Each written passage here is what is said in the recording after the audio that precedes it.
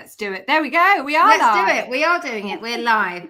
We are live with the Growth Collab show. Today we have got Sarah Pascaru, who is a social media strategist and consultant. She is part of Growth Collab, our collective of amazing women in marketing.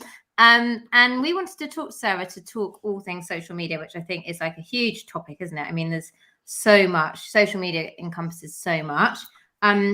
Before we dig a bit deeper, I was going to say dive deeper, then I think you can say dig or dive, can't you? Before we dig a bit deeper, we'd love to know, introduce yourself. Let us know about what you do, why you do it.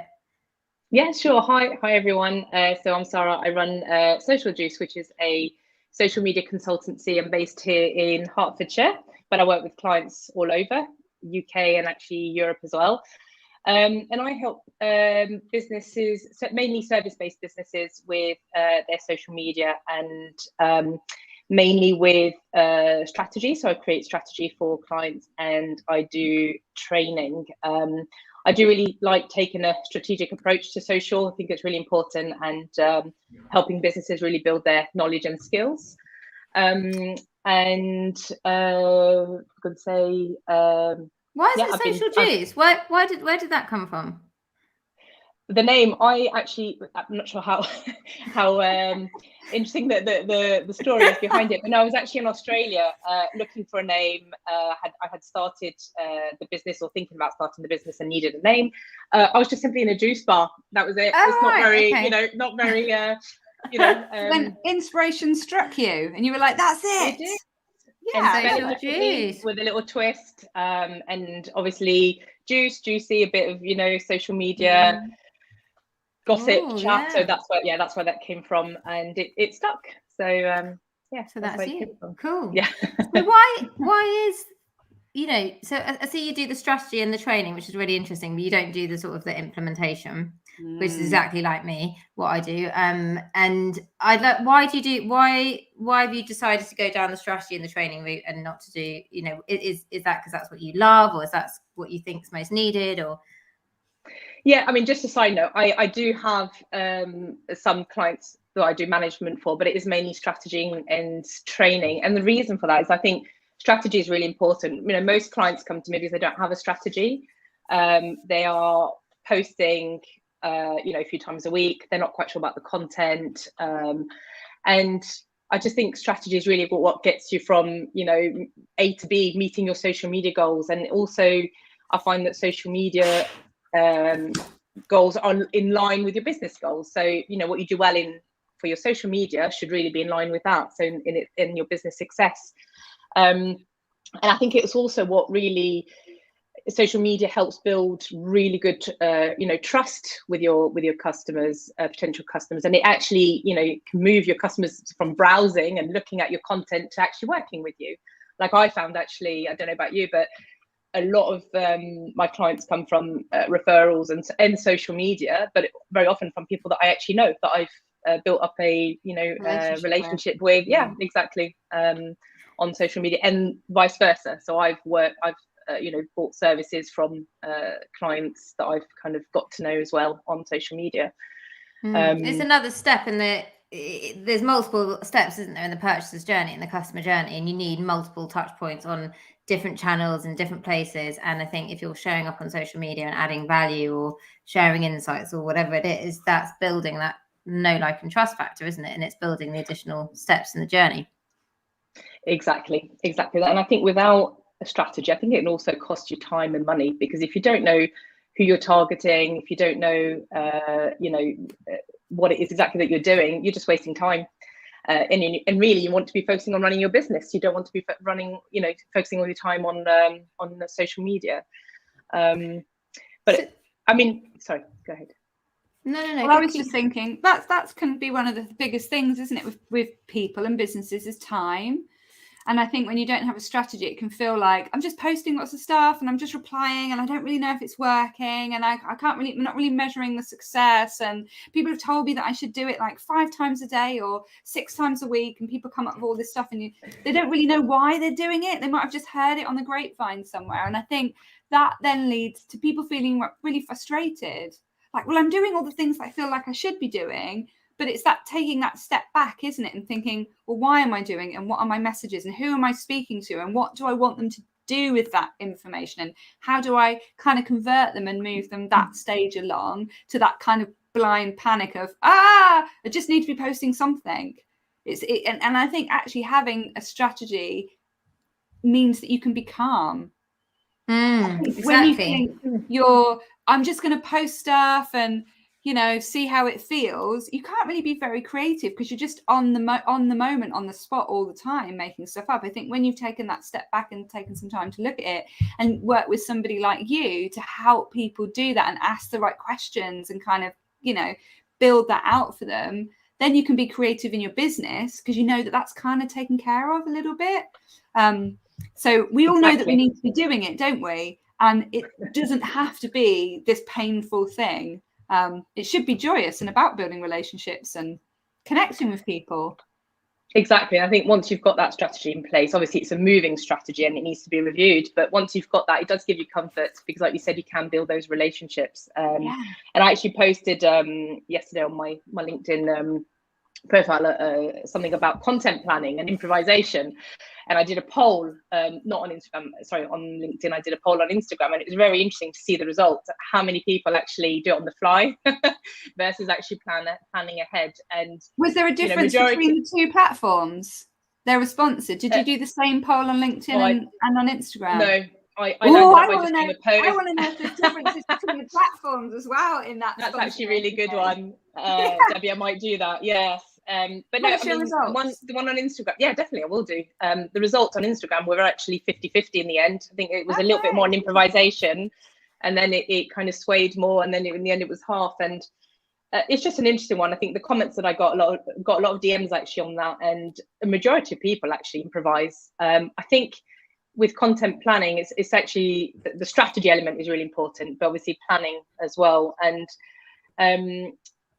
what you want to think about is that you do need to have some flexibility in that. Even though you want to plan ahead, you want some flexibility. You know, world events, pandemics, and all sorts happening. You need to be able to be flexible in that sense. But I think it's just good to have that structure in place, like you said, ease of mind and you know, to help with that creativity. So I have to say, I mean, I do post quite a bit on the fly. In fact, some of my most successful posts is on when I'm on my run and I'm literally, something comes into my head and I'm having a little walk and I'm like, but I do think that, but then I have got a really good understanding of like who my target audience is, what they're interested in.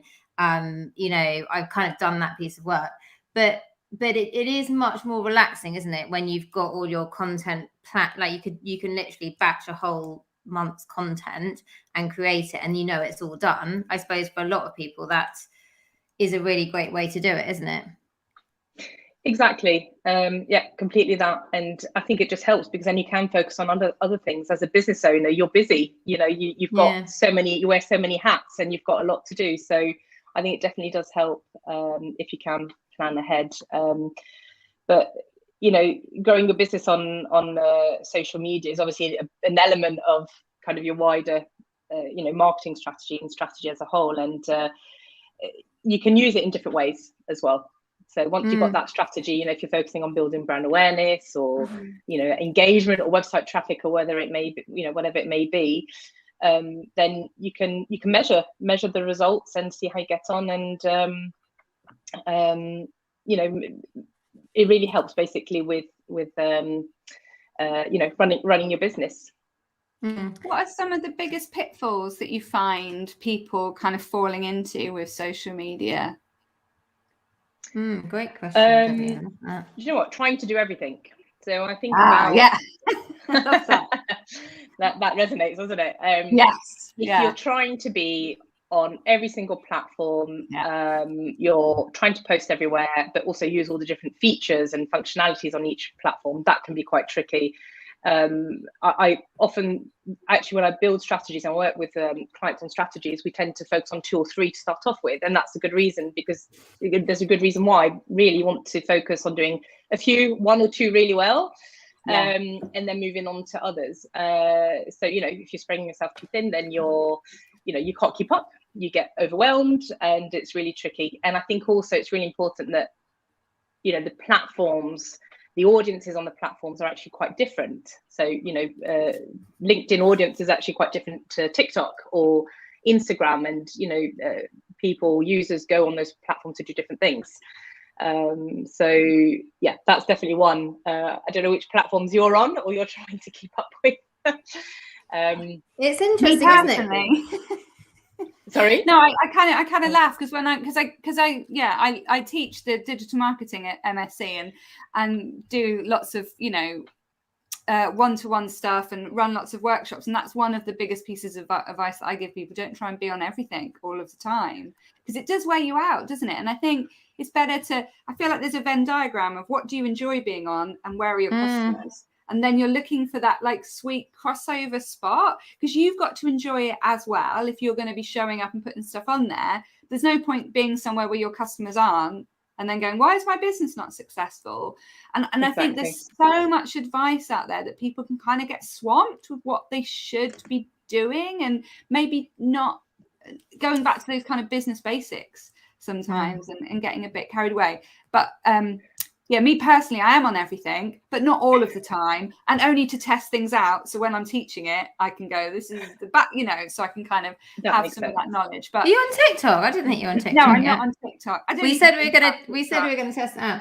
I love LinkedIn. I've always loved LinkedIn, and that's like where my massive, you know, that's where my audience is, and it's really engaged on LinkedIn. And yeah, I'm not even on Facebook. I have no interest in Facebook at all, and Instagram, just sort of dabbling, just like Debbie said, sort of like to test it out and to see how it all works.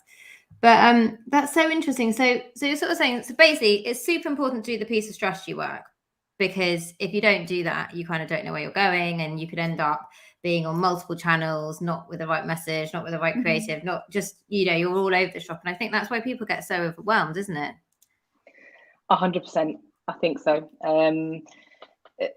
Completely overwhelmed with it. Don't know where to start. Am I on the right channel? Is that where my audience is? And I think that's really key. You mentioned that's where your audience is, Emmy. And, you know, you do need to think about that. Where does your audience hang out? Which platform or platforms? And focus on those.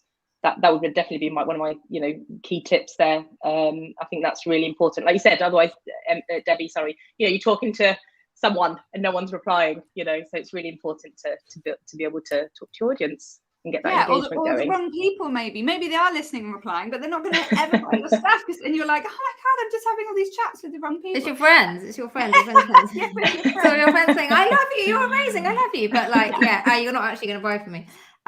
So how does it look when someone does a piece of strategy work with you? Do you have like a workshop with them and then you put something together, or what's the process that people would go through?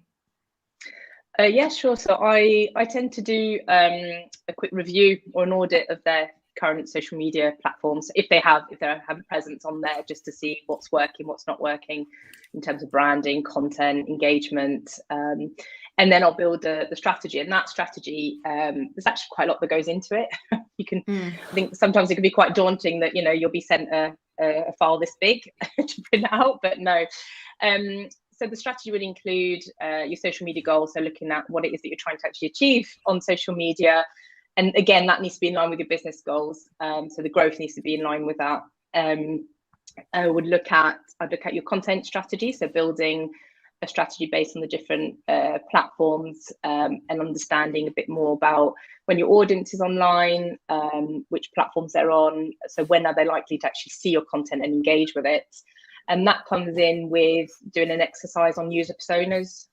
We hear a lot about this, actually, don't we, online? I read a lot about this as well on LinkedIn, and people have different ways of doing this. But I think it's important for the social media element is to look at a little bit more than just demographics, what it is that they're interested in, their ambitions, their interests, you know, where their routine, when are they likely to be on social media? And that helps with the content strategy and understanding a bit more there. There's actually quite a lot that goes into a strategy. There's a lot of research about hashtags as well. So on the relevant platforms, you know, which hashtags to use, you know, how many to use exactly. And that's a side note on the number of posts that we've seen recently on, you know, how many hashtags do I need to use? It keeps on changing. But it's good to have that list there and to refer back to, and obviously it's a list that needs to be updated and it will change. And also the other element of a strategy is looking at your competitors. So looking at what they do on social media, specifically what hashtags do they use, what type of content do they post, how do their audience engage with their content. So I do a bit of research there as well, so understanding a bit more about the competition. Why is that? There's a lot more to it, but I mean, so with the competitors, it is a mix of seeing what's working, but also what they're not doing that you can sort of capitalize on and sort of differentiate yourself, because we don't want to all be doing the same thing as our competitors, do we? Because that's just not going to stand out. Exactly. And I've done a few strategies recently, and on a couple of them, I just think, oh my God, they're missing out on this, they're missing out on that. And you think, great, that's what, your client can be doing. So absolutely. I think it does help see what they're not doing as well. Yeah. Like you said, it's not copying, it's just benchmarking and understanding what they do. Cool. So, and then they get the strategy, and then do they implement it themselves, or they've got a marketing manager or someone to do that? Yeah, so it really depends on the client. The majority of the time, I have a session after the strategy, a session with the client where we sit down, or either online or face to face, and we just talk about how to implement it. So next stages. Very often, it depends on the client.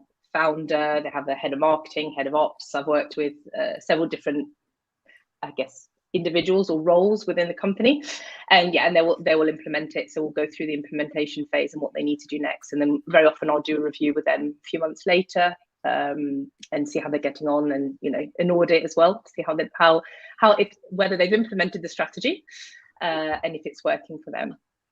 I love an audit. It's one of my favorite things. It's kind of learning from what we're doing, what we could do better, what worked. I think there's so much that we can gather from just kind of looking back.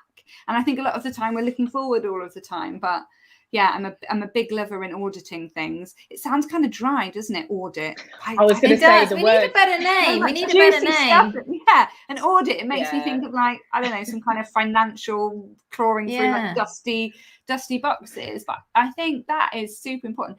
I was just thinking there, Sarah, if you do an audit when you go back for your review and they've not been implementing the things that you suggested that they do, how do you handle that as a consultant? Because that's a tricky thing, isn't it? We can't kind of tell our clients off, or can we? I don't know. How do you deal with that? I think it depends what it is that they haven't really implemented, and if very often, or what I see, if they haven't implemented something, it can just be also an impact with, so for instance, they haven't grown or they haven't met their social media goals, and very often it's linked to that thing that hasn't been implemented. So I think it's just about reiterating and showing, the importance of showing the importance of doing that particular thing to get the results. And it's just sometimes just and breaking that down. Sometimes it can be overwhelming as well. Sometimes again it can be, oh, you need to do this, this, and this. Well, actually, just start off with this. And break it down into small steps for them. And I think that's really important to be able to grow. So I think I'm about to sneeze. I don't know if I'm going to sneeze or not. I wanted to ask a question, then I was like, I think I'm going to sneeze. But also, I suppose they can only implement if they've got the right people internally to implement it. And I've had this before where you can do a brilliant strategy and plan for a client, and they can desperately want to implement it, but if they don't have the right marketing manager or someone internally who's got that resource or that headspace or that understanding, it is difficult. And I find that quite a challenge, actually, that you could put together a really good strategy and a plan, they could really want to do it, but if they haven't got the resources internally, and that's about, isn't it? And I know you help a bit with this as well, Sarah, but that's about training people up to have the capabilities, or helping them hire someone who's got the capabilities to do it. Exactly. And I have actually done that before. I have actually helped a client, find someone to help them implement it because they didn't have the capabilities or capacity to do it themselves. And I think that's really important. Like you said, you've got the strategy there, you've got a good strategy, and you want to see the results, don't you? You want to implement it. Otherwise, you feel like it's wasted. So, exactly. Well, it's so great to chat to you. We keep these short and sweet, under 20 minutes. I think Debbie, do you want to do a quick roundup? Come on, you've got 20 seconds to round up what we talked about. So yeah, I think the main things that we talked about is how important it is having a strategy, getting those kind of main business elements in place, making sure that you have people in your team who can implement the strategy and not feeling like you have to do everything. like not overwhelmed, but kind of breaking it down into smaller tasks. And, you know, if you're confused, just get in touch with, my hand goes this way, beautiful Sarah, and she can help you like fathom out how you can build your business on social media. But it's such a good tool, isn't it? So yeah, well worth putting the time in to decipher what you need to do to make it work for you. And thank you so much, Sarah, for coming on and sharing your